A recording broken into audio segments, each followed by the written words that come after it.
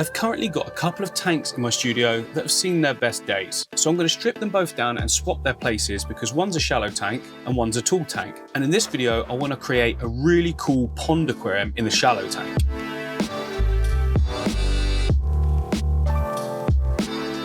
Now the shallow tank didn't have any fish in it, but the tall one does. It's got a lot of green neon tetras and guppies and guppy fry. So after I'd taken out all the hardscape and drained a load of the water, I caught them all up and separated them both. Now I only want the guppies and the fry in the pond tank because I think it'd be perfect for them, and I'm putting the green neons into my 8-foot aquarium. As soon as I put them in, they settled in straight away and started to colour up instantly. And then it was just a case of cleaning out the rest of the tank and making sure to save all the substrate. I'm going to reuse it. I always like to. It's nutrient dense and it'll get our plants growing well. And then I just had to swap the tanks around and put them in their final places.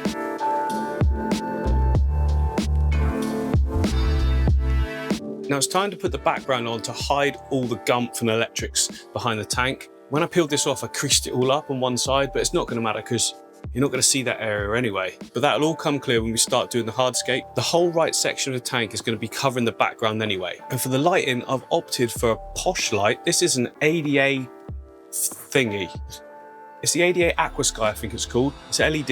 It does give a completely different color temperature than most of the tanks I use, but it's quite nice. Today's video is sponsored by API and Aquarian, so thank you very much, guys. Throughout the video, we're going to be using some of these products, but I use all of them very regularly. I use Leaf Zone to keep my plants looking luscious and amazing. Quick Start for adding fish when I first set up a tank to make sure everything's safe for them. Root tabs down in the substrate system to make sure the roots got everything they need. Freshwater Master Test Kit for ongoing testing and on startup, very important. AquaClear for making sure that my water is crystal clear, and Aqua Essential for purifying my tap water so everything is safe for my fish. Aquarian also offers a range of foods that I use for feeding my fish. My cichlids absolutely love these pellets. Watch this. Some are breeding at the back at the moment. Come on then, guys. Chuck some back as well. They just go nuts for it. Doesn't even get to touch the floor. So yeah, once again, thank you very much, API and Aquarian, and now back to the build. So that's the setup, and now we need to move on to making a hardscape in there. And I'm gonna create like a retaining wall out of wood and rocks that can lock soil in the back right section. And here's some of the materials that we're gonna be using. I've got nice big rounded pebbles, my favorite thing to use, and lots of sort of gnarled wood as well, that we can intertwine it together to create the retaining wall. Now, first of all, I'm gonna try and create a composition. I'm not sure yet if I want a central island or if I want to do a triangular one, which is to the side. Triangular works quite well because I think I can hide a filter right down in the dark areas and you won't see it.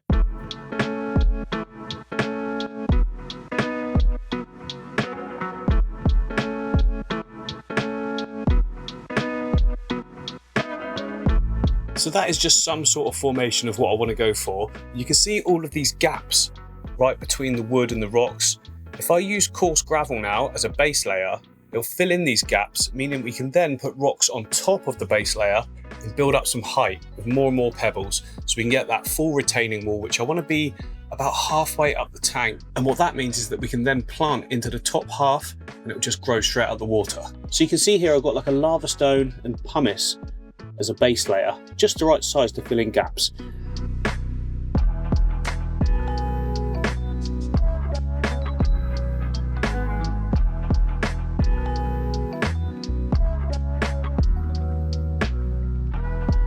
And what I've done is just pile it up behind the initial hardscape there, trying to block as many of the holes as I can before we put the next layer on. And then on top of that, I can mix in as well a little bit of old recycled material. If you've got any stuff you take out of your tanks, just keep it.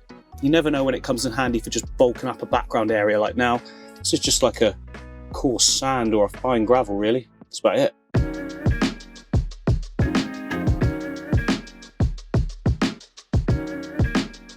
Now the process can get a little bit messy, especially when you're using recycled substrates, but don't worry, when we fill it up, anything that flows into the foreground, I'm not too worried about. Just clean it up afterwards, water changes and that kind of thing, vacuuming, it's all good. Now before we go any further and lock this piece of wood on top in place, I want to take it out whilst we still can and absolutely cover it in moss. And that's actually revealed our base layer quite nicely as well. So in this tank here, which I'm struggling to film because of the reflections, but you can see we've got an absolute ton of moss growing. I'm going to harvest a load of this, and then I'm going to place it all the way along the wood, and then use this cotton thread to wrap and tie it on.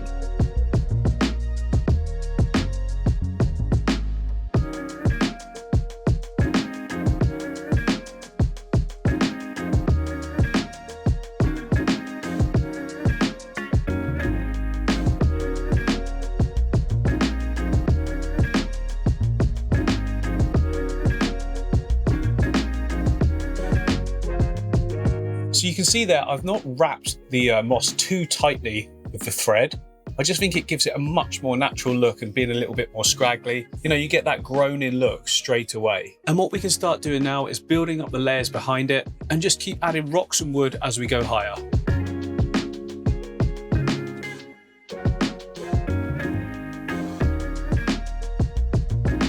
So you can see here, look, I've built up the barrier to the side, look. I've stuck some aqua soil in on the top as well. And all the way around, look, I've built this kind of container bowl that's going to lock it all in. So I'll bring the aqua soil now up to the top of that. And I might need to add another sort of layer of rocks and wood as well. Or it might be high enough there. I'll just get it in and see. Yeah, there we go. Look, I've brought the aqua soil right up to the top of the rocks there. And I would say that's still not quite high enough for, you know, the pond look we're going for. And I definitely need to raise this area as well, because it slopes off way too low.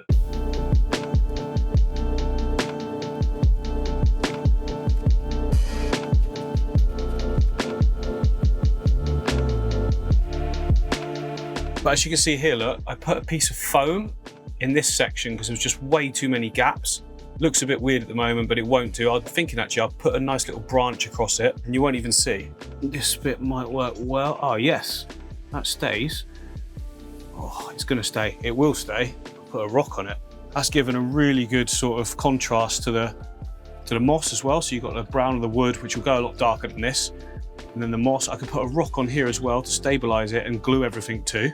Give this rock a go. It might be a bit too big, but maybe not. I can get that to stay still there. Oh yeah, that's cool.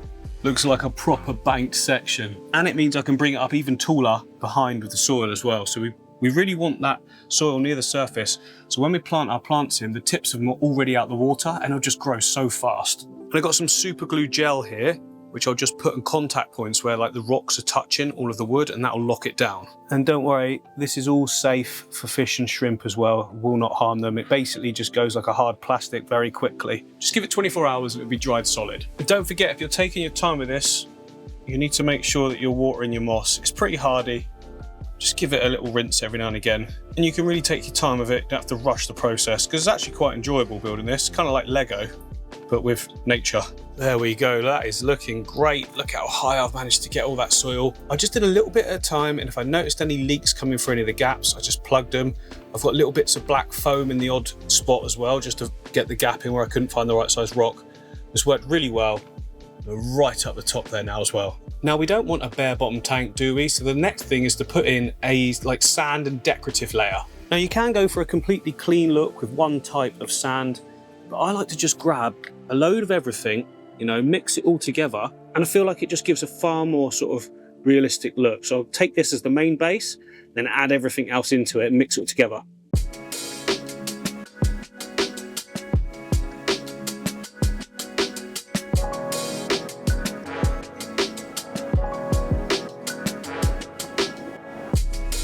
Now I have washed the sand, but basically I want like a nice fine, sort of like just a hint at it in the foreground, and then just bank it up a little bit in some of these sort of crevices where we might be able to put some plants and things later on. Just plonk it in for now. When we fill it up, the water will level it all. Bit of aqua soil in some of this, I'm not too worried. It'll add detail. Like I say, we can spray this in a second and it will just sort of level out itself.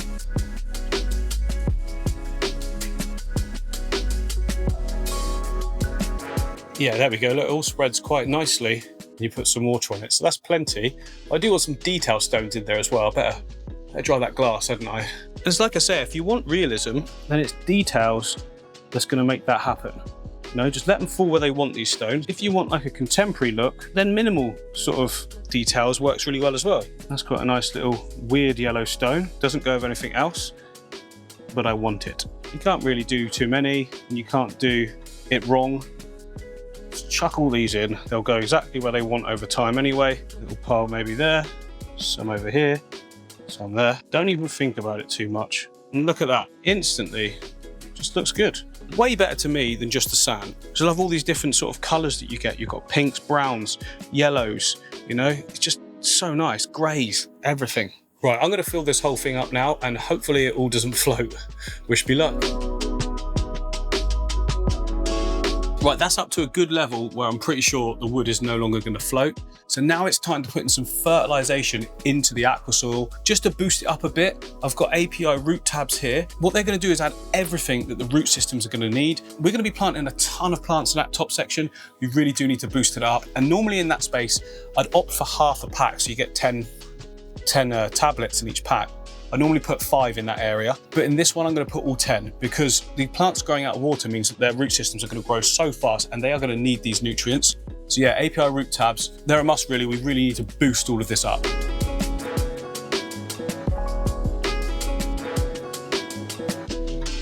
And all I've got to do is take each one of my tweezers and push it down into all of that aqua soil. The roots are going to grow as a massive block in this whole system we've created. So they're definitely going to use all the nutrients. And just because they're growing out of water as well, means that they grow extra fast because they're exposed to the CO2 in the atmosphere. Faster growing plants mean faster growing roots, which means more nutrients are needed. Right, now I can continue filling. The reason I didn't put the tabs in beforehand was I was a little bit worried about it all sort of falling apart and then wasting them, but we're all good now.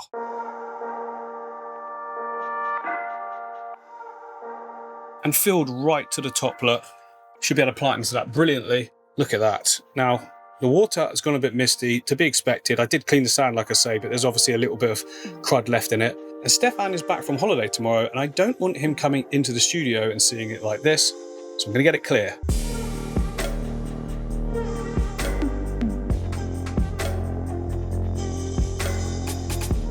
So I've added in this little nano filter with fine filter floss in it.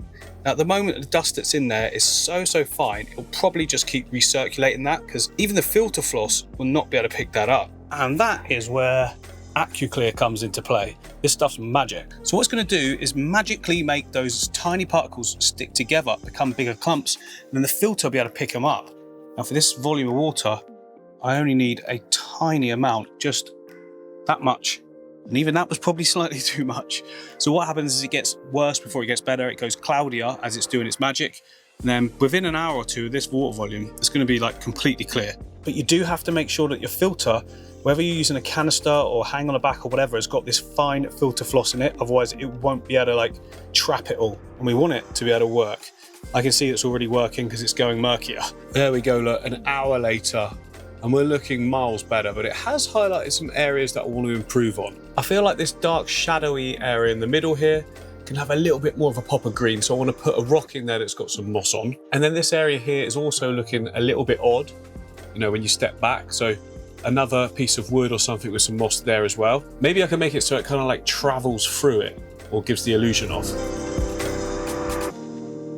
So we're now at one of the most fun parts of the build, and that is actually bringing it to life. Plants do that so well, and just like the substrate, the more little details that you can add in, the more real it's going to feel straight away. Now, because I'm so impatient, I really like making tanks that look like they've been growing for years sometimes. And the way to do that is small details, different textures, and just a visual variance in everything that you're seeing. So the pearlweed is what's going to make this tank. It's a stem plant that grows really fast, which is massively beneficial in terms of keeping nutrients in the water column down, and it just makes everything easier because it stops algae. Also, it oxygenates the water, and it does really tie everything together. And because it's so bright and vibrant, it lightens up the dark areas nicely as well. It's good to have some dark areas, but if there's a whole section of it, it kind of feels like it's missing opportunity for something nice in the tank for me. I then added Busiphyllandra on some little rocks so I can place them wherever I want, and Hydrocotyle chipotita to really add some more green pops to the darker areas.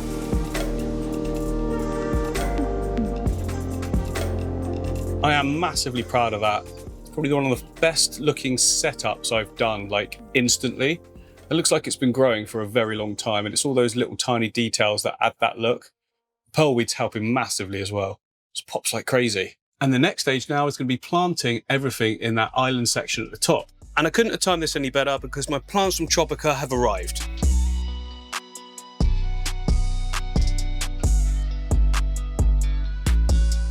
Now, obviously that is way too many plants to be going in the top of that pond section. I've got quite a few here for other projects as well, because we've got quite a few coming up. One thing that I do want to try though is some of these crypts, because I've never used them as a marginal plant. I'm just going to use one in case it doesn't work. I don't want to like lose all of them. But I've got some nice Ludwigia greens there that I'll know will work. Also, this Hetonia here, I know that works well. I've done that before. And definitely some of the Echinodorus, because you know, this has all been grown out of water. It should just continue. And we've got Siamensis 53B here as well. Another great one that just always works really well. So yeah, let's get planting.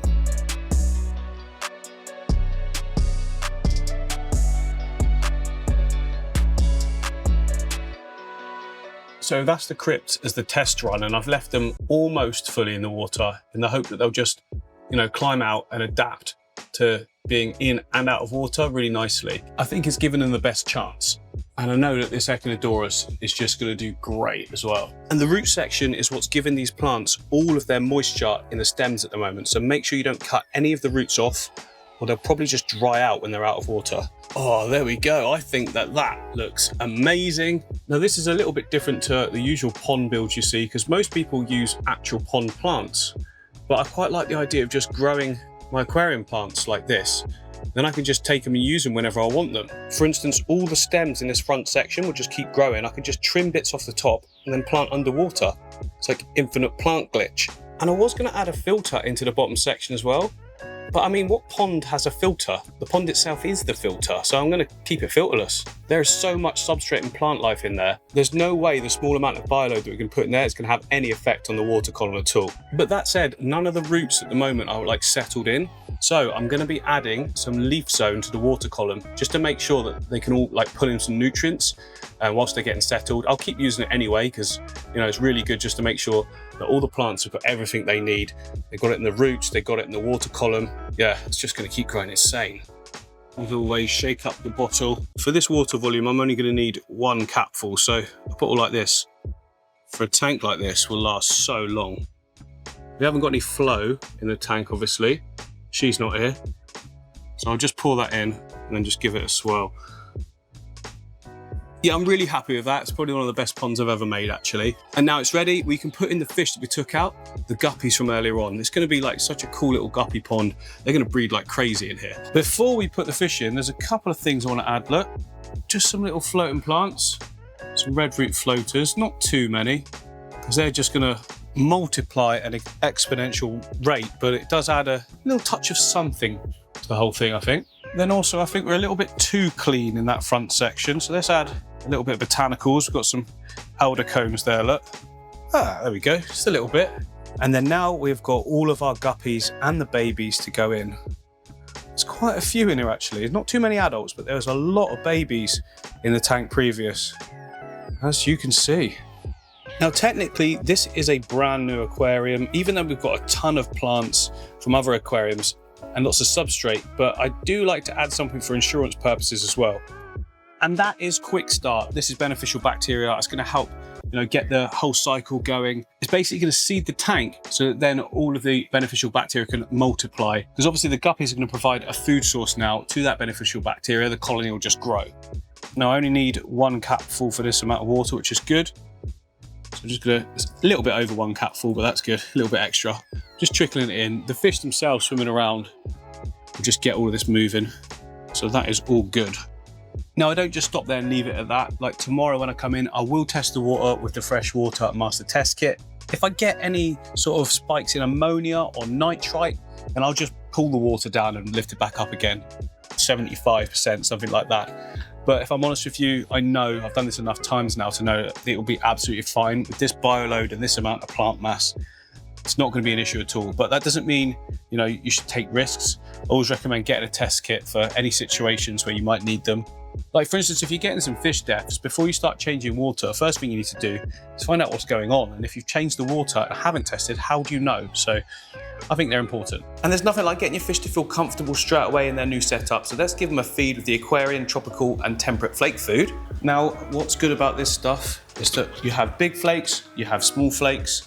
We've got bigger and smaller fish here. Well, not bigger, but they've got, you know, larger guppies and babies. And if I just take the flakelet and I just crumble it to my fingers, we get everything. And then the bits that's left over go under the water as well. breaks it up even finer, just to make sure then that all the fry look are capable of getting food. There we go, look at that. Perfect for all the fish sizes. They've gone to town on that. It's been a few seconds and it's mostly gone. The good news is all those, look at that. The tiny pieces, all the fry are gonna get. I say fry, some of those are actually juveniles now. So I'm massively happy with how this pond tank has turned out. I've not done very many of those in my time doing aquariums over the last 6 years. Actually, it's probably 7 years now. Anyway, but still, I've never managed to create that amount of detail under the water before, which I'm really pleased with. And usually I feel like I cheat a little bit by putting actual pond plants above it. It's not cheating, don't get me wrong, it's just my silly way of thinking. By doing it now with the actual aquatic plants, I feel it's going to benefit me moving forwards. I know I'm going to trim it more often because I'm going to be able to take samples and use them in other tanks. And also, I've never done it before without a filter. One of my favourite things to do is create tanks without a filter. Not because it makes them better or anything, I just find real pleasure in creating that balance with just the plants and the substrate system. It's the ultimate reward to me. I've pretty much found that whenever I put CO2 on a tank, it's very, very easy.